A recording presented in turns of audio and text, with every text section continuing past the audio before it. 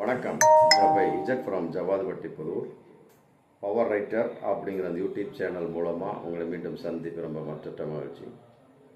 அத்தோட எங்கள் சேனலை சப்ஸ்கிரைப் பண்ணுங்கள், பெல் பட்டன் அழுத்த மறந்துடாதீங்க. அத்தோட எல்லாத்துக்கும் ஷேர் பண்ணுங்கள்.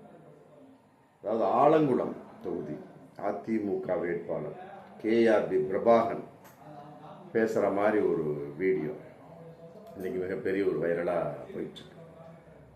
மொத்தம் 5 நிமிஷம் 36 வினாடிகள் பேசக்கூடிய ஒரு வீடியோ. என்ன அவங்களுடைய அதிமுக தேர்தல் அறிக்கையை பற்றி பேசியிருப்பார், இல்லை திமுகவினுடைய அராஜகம் அப்படிங்கிற பேரில் பேசிகிட்டு இருப்பார், இல்லை தாவேக்காவுக்கு ஓட்டு போடாதீங்கன்னு பேசுவார் அப்படின்னு பார்த்தா அதெல்லாம் ஒன்றுமே கிடையாது. ஓட்டுக்கு காசை எப்படி பட்டுவாடா பண்ணுறது பாருங்கள். எப்படிலாம் ஒரு ஸ்க்ரீன் பிளே போயிட்டுருக்கு பாருங்கள். ஒவ்வொரு ஓட்டுக்கு ஒவ்வொரு ஆளுக்கு எவ்வளோ காசு தரணும், எப்படியெல்லாம் பிரித்து தரணும், எத்தனை பேர் ஒரு வீட்டுக்கு போகணும், இருட்டுக்குள்ளே போகிறதா வெளிச்சத்தில் போகிறதா, மற்றபடி மாட்டிக்கொள்ளாமல் இருப்பது எப்படி. ஒன்றும் கவலைப்படாதீங்கப்பா, எல்லா அதிகாரி நான் சொல்லியாச்சு அப்படிங்கிறப்ப யாரும் ஒரு டிஸ்டர்ப் பண்ண மாட்டாங்க. அதையும் சொல்கிறார் அந்த வீடியோ. யார்?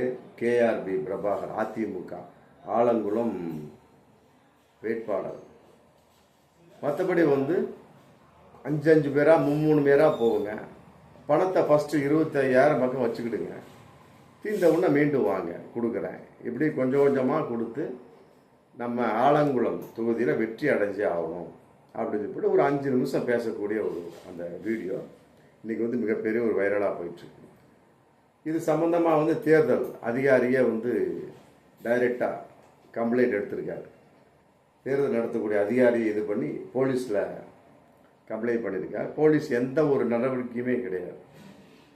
அவரே சொல்கிறார், ஆலங்குளத்தில் போட்டியிடக்கூடிய அதிமுக வேட்பாளர் கேஆர்பி பிரபாகரன், நானே எல்லாத்தையும் சொல்லியாச்சுப்பா, கவலைப்படாதீங்க, உண்டான காசெல்லாம் கொடுத்தாச்சு, யார் எந்த ஆஃபீஸர் பிடிக்க மாட்டாங்கன்னு சொல்கிறாரு.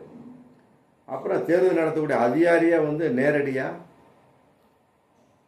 கம்ப்ளீட்டாக பிடிச்சாங்கன்னு சொல்கிறாரு. சரி, அவர் தான் கம்ப்ளைண்ட் பண்ணார். மற்றவங்க கம்ப்ளைண்ட் பண்ணுறதுக்கும் ஒரு அதிகாரி கம்ப்ளைண்ட் பண்ண வித்தியாசம் இருக்குது இல்லையா? அப்போ அதிகாரிக்கு என்ன மதிப்பு இருக்குது? சரி, அவரு கம்ப்ளைண்ட் பண்ண போலீஸ் ஆக்ஷன் எடுத்தாங்களா? கிடையாது, ஒன்று கிடையாது.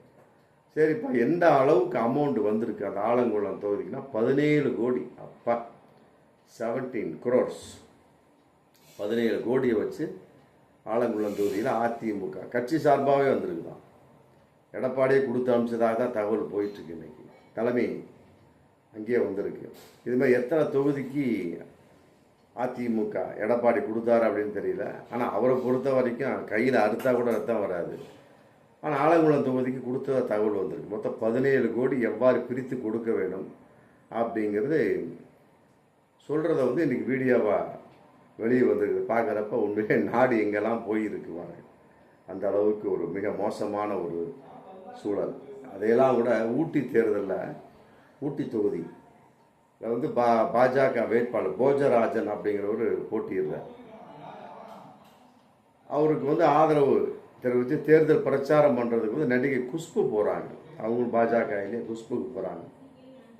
2 இடங்கள்லாம் முடிச்சுட்டு பிரச்சார வேனில் ஏறும்போதில் வேட்பாளரை காணும். அப்போ பக்கத்தில் ஒரு நிர்வாகியை கேட்குறாங்க, என்னப்பா அது போஜராஜனை காணோம், நான் தேர்தல் பிரச்சாரத்துக்காக வந்துட்டுருக்கிறேன், வேட்பாளர் இல்லாமல் நான் இப்படி விளம்பரம் பண்ண முடியும் அப்படின்னு சொன்னோன்னே, வேட்பாளரே இல்லாமல் அவர் வரமாட்டார் அப்படின்னு இப்படி வேட்பாளரே இல்லாமல் நடிகை குஷ்பு பாஜகவுக்கு தேர்தல் பரப்புரை பண்ணியிருக்காங்கன்னா பார்த்துக்கலாம். போஜராஜன் எங்கு சென்றார்? அவர் பாஜக வேட்பாளர் எத்தனைக்கும், அதுவும் பாஜக தொகுதி தான், எத்தனையுமே பாஜக சம்பந்தப்பட்ட வகையிலே பாஜக வேட்பாளரே பாஜக குஷ்பு பேசும்போதுல ஏன் இல்லை? ஒருவேளை போஜராஜனுக்கு குஷ்புக்கு பிரச்சனையா அப்படின்னு பார்க்கக்கூடிய சமயத்தில் அது சம்பந்தமான ஒரு தகவலும் வரல. அப்புறம் பார்த்துக்க, எல்லா இடத்துலையும் பிரச்சாரம் பண்ணிட்டு எல்லாம் முடிச்சுட்டு மற்றபடி நேராக பாஜக அலுவலகத்துக்கு செல்றவா நேராக போயிருக்கிறார். போனால் அப்படின்னா பக்கத்தில் அதிமுக கட்சி அலுவலகம் அதுக்குள்ளே நுழைஞ்சிட்டாங்க. யார்? குஷ்பு.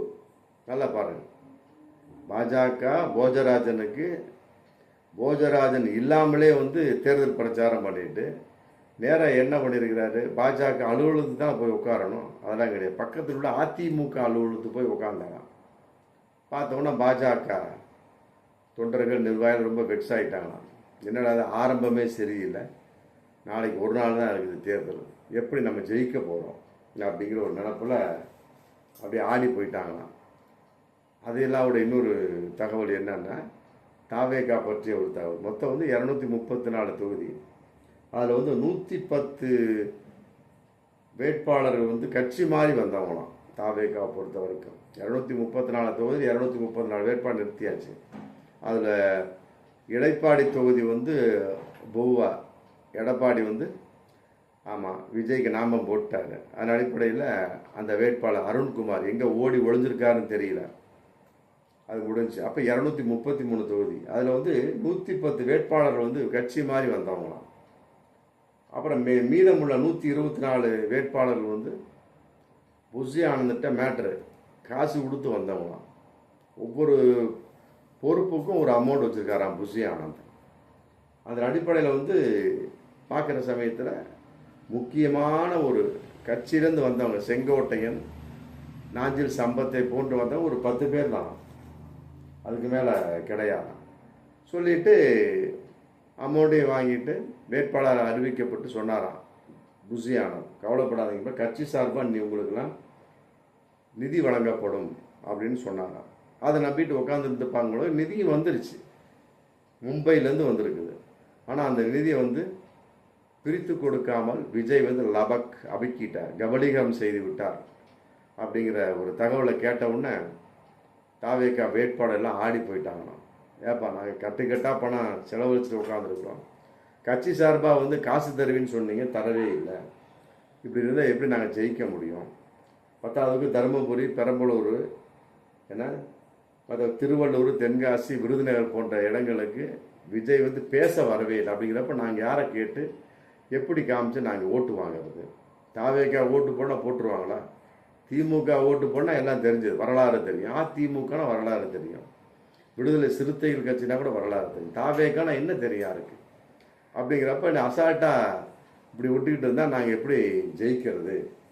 பாரு, உதயநிதி, மற்றபடி மு.க. ஸ்டாலின், எடப்பாடி எல்லாமே வந்து மீண்டும் மீண்டும் தொகுதிகளுக்கு போய் பிரச்சாரம் பண்ணிக்கிட்டே இருக்கிறாங்க. அந்த அளவுக்கு நம்ம தலைவர் இல்லையே அப்படின்னு போட்டு புஷி ஆனந்திட்ட முறையிட்டாங்க. அப்போ அவர் சொன்னாராம், எப்பா என் தொகுதிக்கு அவர் ஒரு தடவை தான் வந்திருக்கிறாரு, என்ன அப்போ உங்கள் தொகுதிக்கு எவ்வளோ வரை பார்த்துக்கிடுங்க, அதை பற்றி ஒன்றும் இல்லை, வந்த வரைக்கும் சந்தோஷம், எந்த அளவுக்கு முடியுமோ அந்த அளவுக்கு பார்த்து நம்ம பார்த்துக்கலாம். ஏன்னா முட்டி மோதிக்கிட்டு ஏதாவது ஒரு வகையில் அவங்க ஓட்டை போய் கேளுங்க, கட்டாயம் போடுறாங்களோ போடலையோ அது அப்புறம் போடுவாங்க, இருந்தாலும் அது தேர்தலுக்கு பின்னாடி பார்த்துக்கிறேன் என்றாலுமே என் நிலைமையே அப்படி தான் இருக்குது.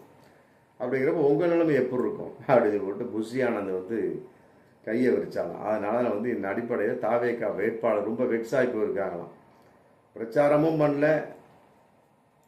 கேமா கட்சி சார்பாக நிதி உதவி தர பண்ணுவாங்கன்னு சொன்னாங்க, நிதி உதவியும் தரல, வந்தது லபக்கு, புஷி ஆனந்தும் விஜய் அமுத்திட்டாங்க. அப்படிங்கிறப்ப நம்ம அனாதையாக நின்று கொண்டிருக்கிறோம், கொண்டாட்டி தாலியை விற்று அடமானம் வச்சு நம்ம பற்றிக்கிட்டு இருக்கோம். அப்படிங்கிறப்ப நம்மளோட நிலைமை என்ன ஆகும் அப்படின்னு கூட இன்றைக்கி வந்து தாவேகா வேட்பாளர் வந்து அப்படி பதறி போயிருப்பதாக இன்றைக்கி தகவல் போயிடுச்சு.